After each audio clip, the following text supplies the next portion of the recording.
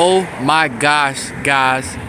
Look at what I am looking at, and I have never seen it before with my own real eyes. I walked through here last week, and I definitely did not see what I'm seeing right now. Look at how the bluegills have built beds. That is crazy. I have never seen it before with my own real eyes. Can you see the difference in the coloration? And look how every bed has a bluegill guarding it. You can clearly see it. Let me try to see if I can zoom in.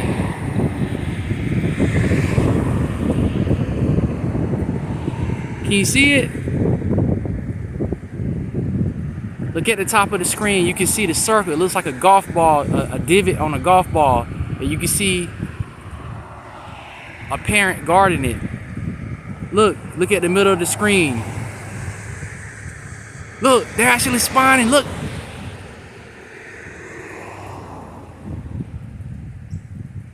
They are actually spawning before our eyes. Check it out.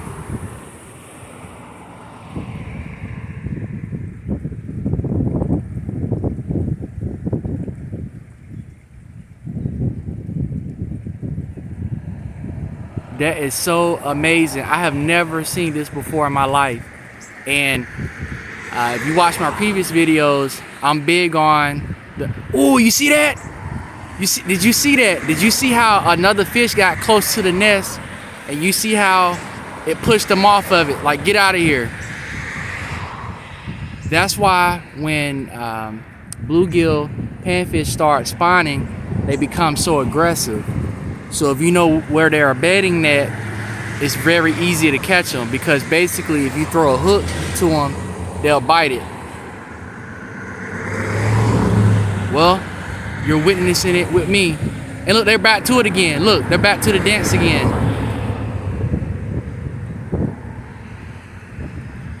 That's amazing. There's one here, but I don't see a parent on it.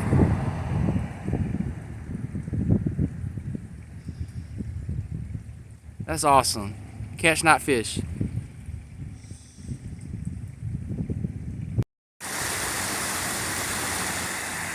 So I walk around Wilmington, Delaware quite a bit. And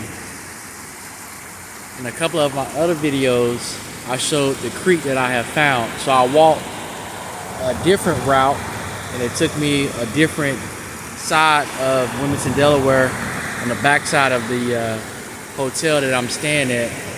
And if I had to guess, I would imagine that this canal, man-made canal or creek, connects to that body of water which I just showed the fish bedding in. And a couple of days ago, I saw this creek and it was low, and there was fish on different sides of the rocks, and it was blocked by the rocks and the water being lower. But if you can see, it thunderstormed pretty bad. The lights went out in Walmart, the lights went out in all the restaurants, so there's no power on one side of the town, the city, Wilmington, Delaware. But when it rains hard and the water flows really heavily, look how now everything is rising and flowing over the rocks, because it was about 4 or 5 different levels of rocks. I would take an educated guess and say that's how fish get out of certain areas and be able to go to other places and explore. When the water gets low, they become trapped in certain bodies of water or in certain ponds. But when the water rises and start flowing strong like this, it causes the fish to relocate to a different area, if I had to take an educated guess.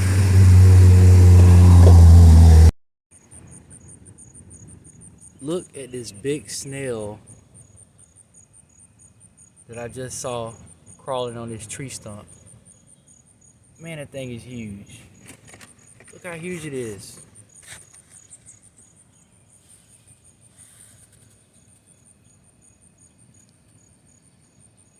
That thing is huge.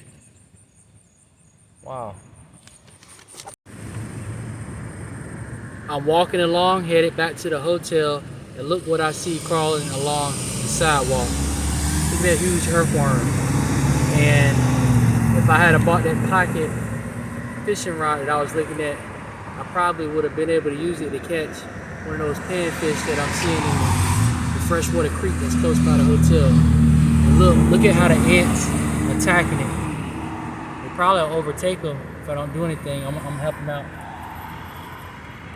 I'll put them back. I'll put them in the grass. Here you go.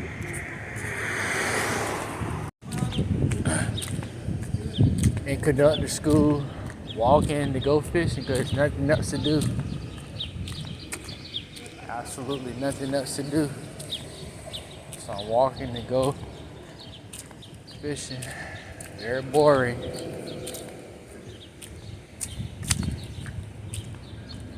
Very boring.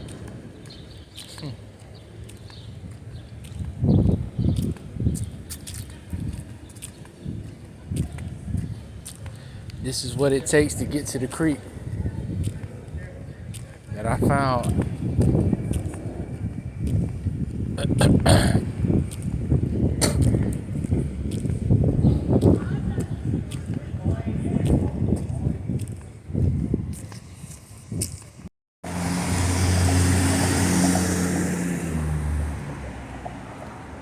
Walking to the creek that I found to go catch a monster. Got a YouTube channel, Catch Not Fish. Make sure I put some fishing content on the channel. I'm going. It's very hot. I feel the sun beaming down on my head. It's hot. I'm going. About 4 miles to go. Here we go.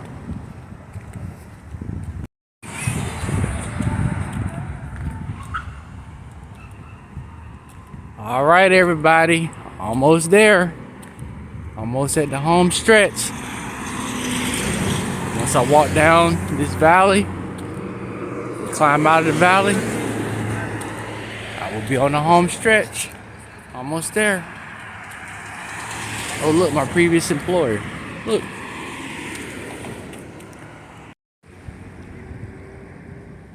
Look at my setup. This is a pocket rod and reel that I purchased from Walmart yesterday. It was $19.98, and it's maybe all of 12 inches, if that. It's a pocket rod and reel. It came spooled with 3-pound test line. I purchased 3 weighted miniature floats, and I have a number 2 Aberdeen hook for crappie and panfish. Let's see what I can make happen. Here we go.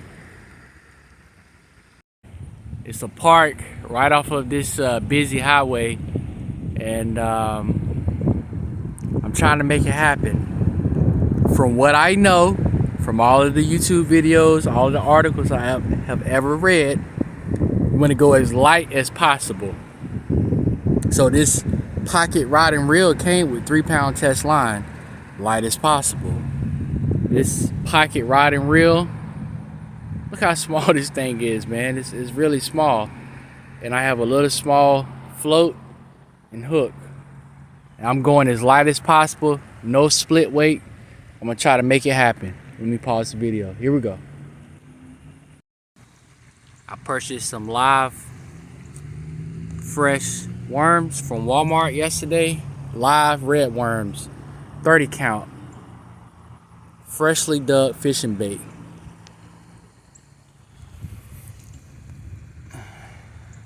You cannot go wrong with live bait. Life is so amazing. If you watch my channel and you have seen my aquariums that I used to have, this is what I always wanted in my aquariums. Look how beautiful this pumpkin seed is. This is a panfish. This is a pumpkin seed. Look how beautiful it is. I have never caught one before in the state of Florida. Look how beautiful this fish is. And if you recall, I used to have cichlids and such. Look at the coloration on this fish. This is a panfish, a pumpkin seed. Check it out. Very beautiful. Imagine how this fish would look if it was in your aquarium and you're feeding it food to help with the coloration on its scales. And then you have the moonlight light. It'll be beautiful at night. Look, the coloration. It's amazing. Catch not fish. Light tackle, the lightest possible tackle that you can get away with, and live bait. Wilmington, Delaware. I say that because look, I just caught another one. Fish number 2. Look how beautiful these panfish are, pumpkin seeds. Very beautiful. And I live in North Florida. I never have caught one. All I have ever caught was a warmouth in the ditch or either a regular bluegill. Never have caught a pumpkin seed. Look how beautiful it is. Look at the coloration. Beautiful. So if I catch another fish on this hook, this will be the 3rd fish that I catch. And look how small of a piece of worm. I had a bigger piece of worm. I would say maybe about a 1/3 of a regular red worm size. And I was not hooking up. But once I went to this size piece of worm on the hook, look how small it is. It's just barely on the tip of the hook. And I connected with my 2nd fish. Let me see if I can connect with the 3rd fish. Catch not fish. Let me see if I can get it on camera. The water is very clear. Try not to spook them. Let me see if you can see it. I'm trying to one hand. Oh, I see a nice size one. See that? Watch this.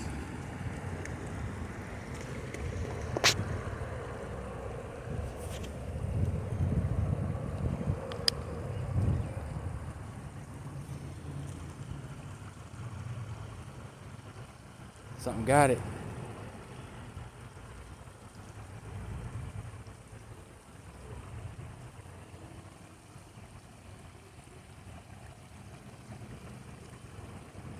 Oh, I got him. I got him. Oh, he got off. You see that? He got off. It was a nice size one.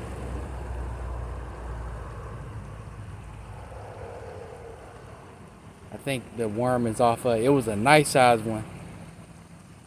Let me pause the video. Can you see all of them? It's a ton of them.